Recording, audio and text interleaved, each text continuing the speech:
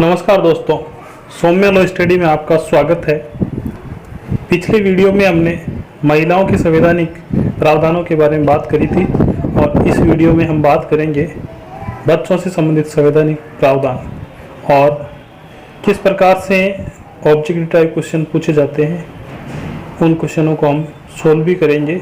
इसलिए ये lecture Rajasthan police constable परीक्षा के लिए महत्वपूर्ण है और साथ ही बच्चों के संवैधानिक प्रावधानों को अलग से हमने देखा है, तो इसलिए लॉ के स्टूडेंट के लिए भी ये महत्वपूर्ण है।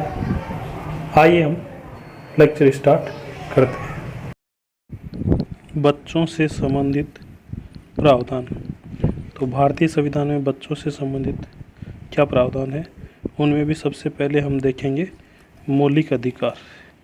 मौलिक अधिकार वही अनुच्छेद 12 से लेकर 35 तक है, जिसमें वही आर्टिकल जिसमें बात कही गई कि स्त्री और बच्चों के लिए विशेष उपबंध किए जा सकते हैं। जिस प्रकार से महिलाओं के लिए विशेष उपबंध हो सकते हैं, उसी प्रकार से बच्चों के लिए भी विशेष उपबंध हो सकते हैं। बच्चों के लिए भी कई कानून बनाए गए हैं, क्योंकि बालकों की सुकुमार अवस्था और बच्चे ही देश का भविष्य होते हैं। इसलिए बच्चों के कौशल का विकास होना अत्यंत आवश्यक है। इसलिए बच्चों के लिए कई कानून बनाए गए आर्टिकल 15(3) की परिणति करने के लिए। और मौलिक अधिकार में अगला आर्टिकल आता है आर्टिकल 21 के। ये जो अनुच्छेद है 21 के, ये है शिक्षा का अधिकार। ये मूल संविधान में नहीं था। ये प्राणी दैहिक स्वाधीनता का जो अधिकार है 21, उसी में केस लॉ के माध्यम से डिसाइड किया गया। लेकिन जो है 86वें संविधान संशोधन द्वारा जो है 86वां संविधान संशोधन कब हुआ?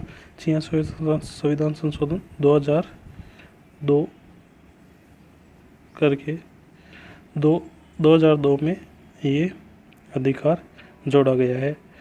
21 के क्या प्रावधान करता है? 21 के शिक्षा का अधिकार, जो 6 से 14 वर्ष के बच्चों को निःशुल्क एवं अनिवार्य शिक्षा का उपलब्ध करता है। इसी की परिणति में आया है RTE, right to education act.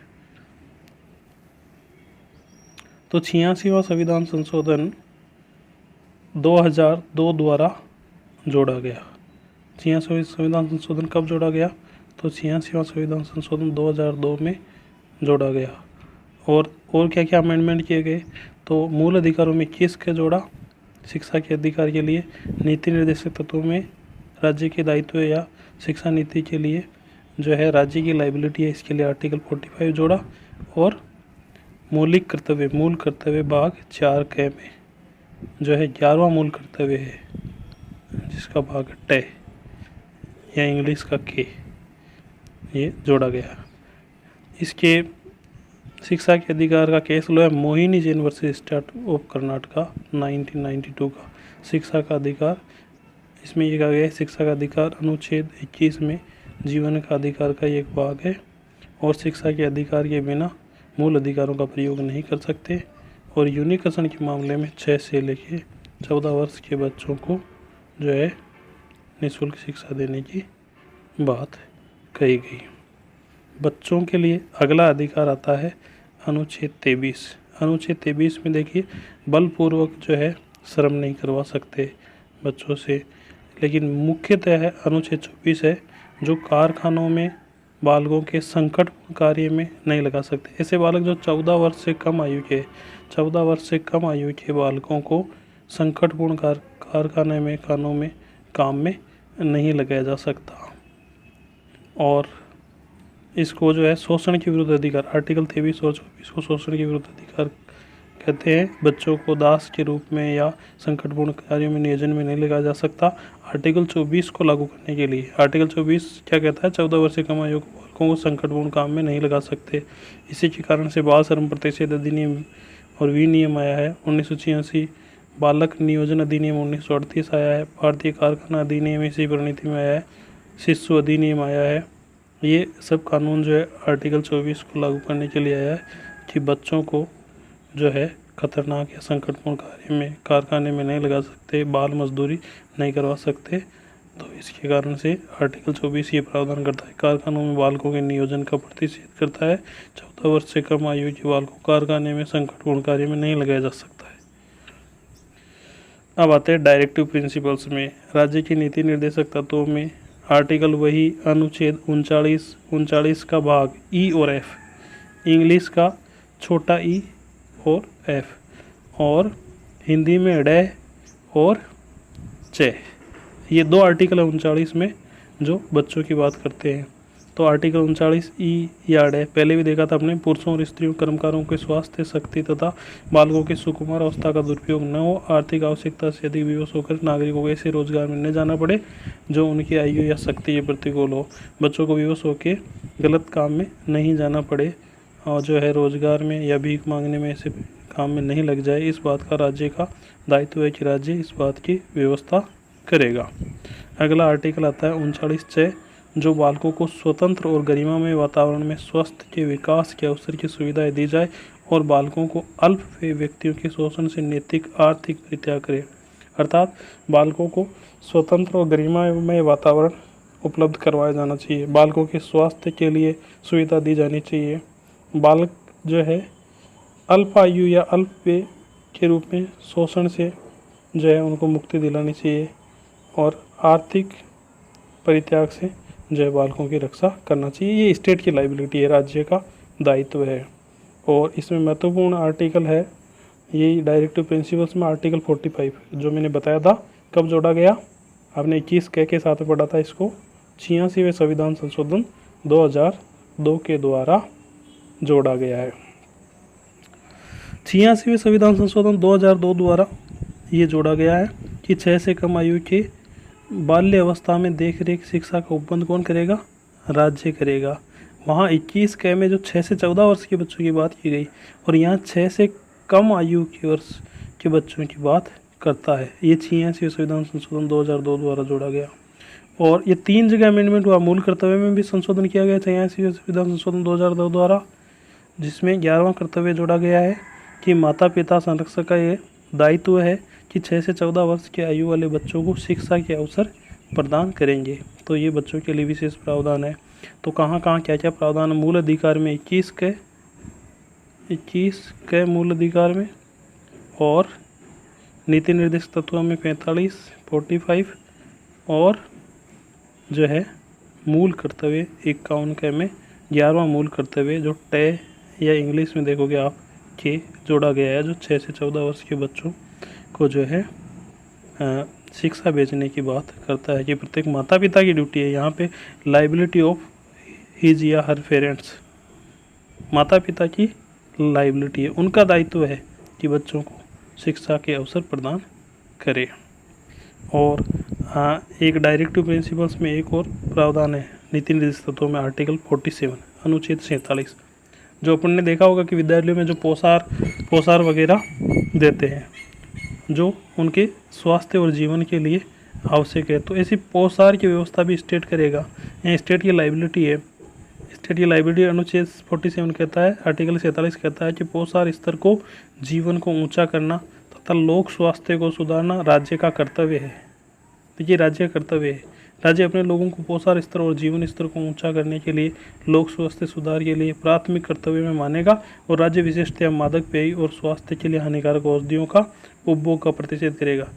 राज्य जो है हानिकारक औषधियों का जो है प्रतिषेध करेगा, रोक लगाएगा और बालकों के सुकुमार अवस्था के लिए पोषाहार के लिए जो है योजनाएं चलाएगा या नीतियों का निर्माण करेगा, या हो सकता है कि इनको प्रणीति करने के लिए कानून भी बना सकता है। तो अब जो हमने जो प्रावधान देखे थे पिछले वीडियो में, हमने स्त्रियों से संबंधित प्रावधान देखे और इसमें जो है बच्चों से संबंधित कुछ प्रावधान देखे। अब कुछ वस्तुनिष्ठ प्रश्न कैसे पूछे जा सकते हैं उसके बारे में हम क्वेश्चन को सॉल्व करेंगे। सबसे पहला देखा हमने बच्चों और स्त्रियों के लिए विशेष उपबंध किए गए हैं। तो बच्चों और स्त्रियों के लिए विशेष उपबंध किए गए हैं, तो ये डायरेक्ट फंडामेंटल राइट की बात करता है। फंडामेंटल राइट्स में कहाँ है, तो फंडामेंटल राइट्स में भी आर्टिकल 15 की बात कर रहा है। तो आपने कल और आज दोनों में देखने के बाद अच्छे से आपको पता होगा कि इसका सी आंसर आएगा कि अनुच्छेद 15(3) में होगा। अगला क्वेश्चन है स्त्रियों और पुरुषों में समान कार्य के लिए समान वेतन दिया जाना चाहिए। इससे संबंधित अनुच्छेद नहीं है। देखिए मैंने बताया था उस केस लॉ के माध्यम से, केस लॉ था Randhir Singh versus union of India, और इसमें बताया था कि आर्टिकल 14 है समता की बात करता है, 16 भी समता की बात करता है, और 39 में स्पष्ट लिखा हुआ है, 39 में स्पष्ट लिखा हुआ सम्मान कार्य के लिए सम्मान वेतन नीति निर्दिष्ट तत्व। तो कौन सा है? 15(3) नहीं है। यहाँ पे देखना है, कई बार यहाँ क्वेश्चन को पढ़ना भी जरूरी होता है अच्छे से, क्योंकि यहाँ देखिए नहीं वर्ड आया, हाँ नहीं आया है। स्त्रियों एवं पुरुषों के सम्मान कार्य के लिए वेतन नहीं दिया जाना चाहिए। यहाँ इस नहीं पर क्वेश्चन को हमें ध्यान से देखना चाहिए, नेगेटिव बोल रहा है या पॉजिटिव बोल रहा है, इस बात को देखना चाहिए। यानी क्वेश्चन को समझने के बाद उसके ऑप्शन को हमें देखना चाहिए, और ऑप्शन में भी पहले नहीं हो सकता उनको हटा देना चाहिए, क्योंकि 14 है नहीं हो सकता, 16 है नहीं हो सकता, 39 में स्पष्ट लिखा हुआ है, तो इसका आंसर आएगा 15 का क्लोज थर्ड, नहीं बात कर रहा है। अगला क्वेश्चन देखेंगे, क्वेश्चन नंबर थर्ड।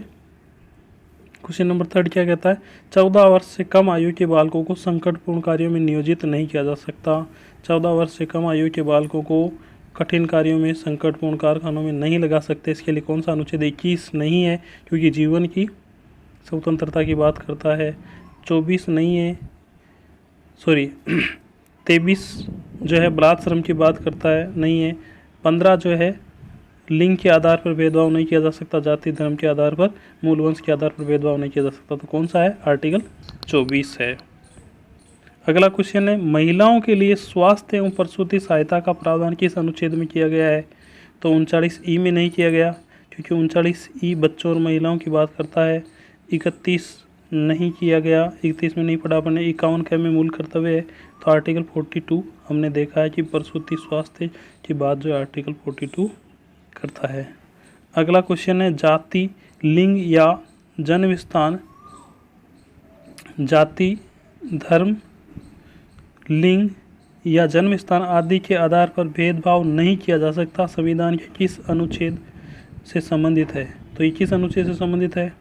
जाति, धर्म, लिंग या जन्म स्थान आदि के आधार पर भेदभाव नहीं किया जा सकता है, संविधान के किस अनुच्छेद के आधार पर? जब भेदभाव की बात आती है तो देखिए आर्टिकल 24 नहीं हो सकता, संकटपूर्ण नियोजन की बात करता है। आर्टिकल 14 समता की बात करता है, ये भी नहीं है।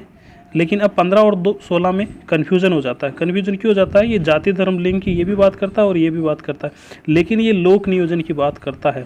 भेदभाव नहीं किया जा सकता, भेदभाव नहीं किया जा सकता, इसके लिए आर्टिकल 15 इसका आंसर आएगा। अगला क्वेश्चन हम देखते हैं, शिक्षा के अधिकार अनुच्छेद 21 के को कब जोड़ा गया?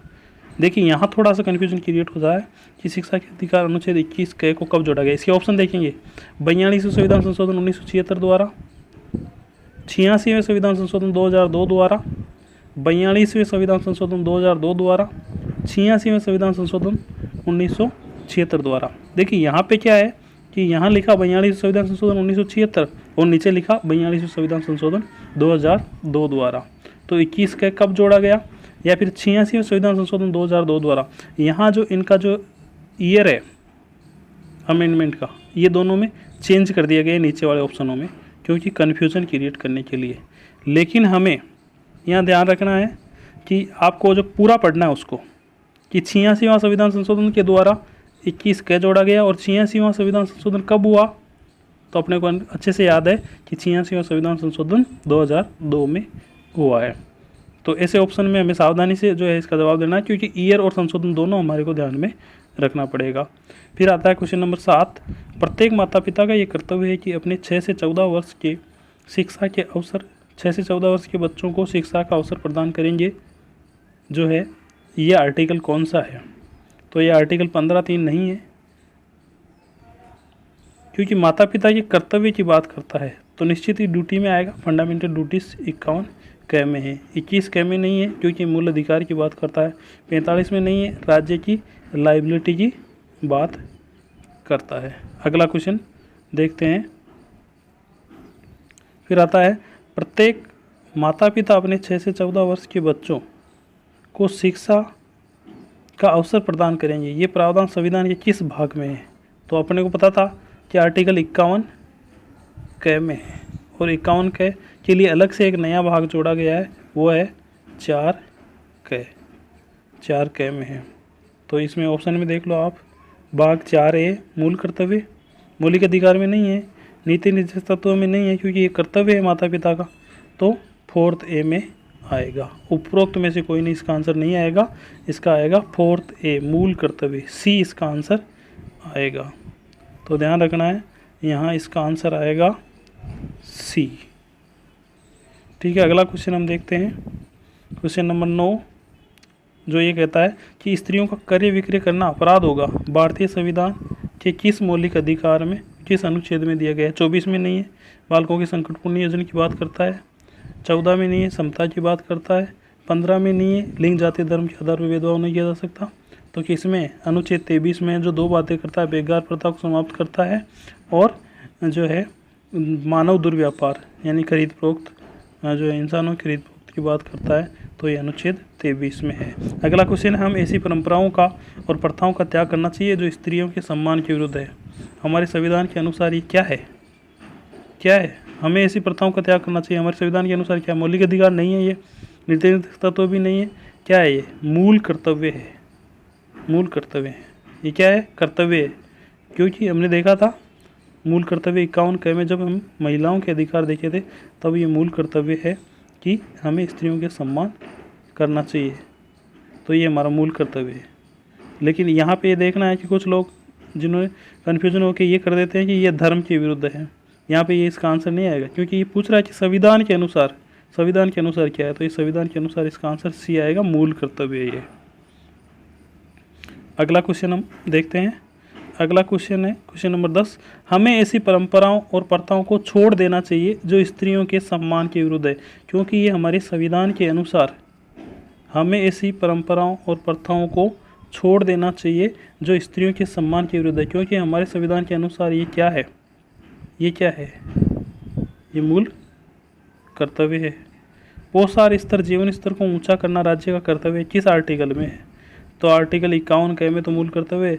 45 में क्या है, 45 में 6 वर्ष से कम आयु के बच्चों की राज्य की दायित्व है शिक्षा का। 46 में क्या है और 47 में क्या है, तो 46 में क्या है, 46 दुर्बल वर्गों की बात करता है, तो आर्टिकल 47 में पोषाहार स्तर की बात की गई है। अगला क्वेश्चन है, पंचायती राज व्यवस्थाओं में महिलाओं का आरक्षण का प्रावधान है, तो 15 पंचायती राज व्यवस्था की बात कर रहा है, तो निश्चित ही 73वें संविधान संशोधन द्वारा जोड़ा गया है, जो 243 घ में है। इसका सही आंसर 243 घ डी है। संविधान के अनुसार 243 घ के महिलाओं के लिए चक्रानुक्रम में आरक्षण का प्रावधान है। कितनी आरक्षण मिलेगा, 1/3 मिलेगा महिलाओं को, जो कि हमने पिछले वीडियो लेक्चर में देखा था। अगला क्वेश्चन है कि धर्म, मूलवंश या लिंग के आधार पर किसी व्यक्ति का नाम निर्वाचन नामावली में सम्मिलित करने के लिए अपात्र नहीं होगा। ये हम इसमें लेक्चर करने में, इसमें पिछले वीडियो में हम ये बात नहीं कर पाए कि निर्वाचन जो नामावली होती है जो है, उसमें जाति, धर्म, मूलवंश, लिंग के आधार पर भेदभाव नहीं किया जा सकता। प्रत्येक व्यक्ति जो वयस्क हो चुका, 18 वर्ष का हो चुका है, उसको वोट डालने का अधिकार है, इसलिए नामावली में उसका नाम होना चाहिए। यह आर्टिकल 325 में लिखा हुआ है, ये हमने चर्चा नहीं करी थी, लेकिन ये याद रखना है, यह आर्टिकल 325 में, क्योंकि निर्वाचन आयोग जो है 324 से 329 तक है, उसमें ये आर्टिकल 325 है कि किसी भी धर्म, मूलवंश, लिंग के आधार पर भेदभाव नहीं किया जा सकता। 325 में स्त्रियों और पुरुषों को समान रूप से जो है निर्वाचन नाम होना चाहिए और वोट डालने का अधिकार है। इस प्रकार हमने आज इस वीडियो लेक्चर के माध्यम से बच्चों के संवैधानिक प्रावधान, यानी कि भारतीय संविधान में बच्चों के लिए क्या प्रावधान दिए गए हैं, उनके बारे में हमने चर्चा करी और किस प्रकार से जो है इनमें से ऑब्जेक्ट है क्वेश्चन पूछे जा सकते हैं, उनको भी हमने सोल्व किया। तो अगर आपको ये वीडियो अच्छा लगे तो हमारा ये चैनल सौम्या लॉ स्टडी, इसको सब्सक्राइब करें, लाइक करें, शेयर करें, और आप इस वीडियो को देखने से पहले हमारा जो फर्स्ट वीडियो है, जो महिलाओं और बच्चों के खिलाफ अपराध से संबंधित कानून और नियम का जो भाग 1 है, जिसमें महिलाओं कॉन्स्टिट्यूशनल राइट संवैधानिक अधिकारों की चर्चा हमने करी है, वो एक बार अवश्य देख ले। धन्यवाद।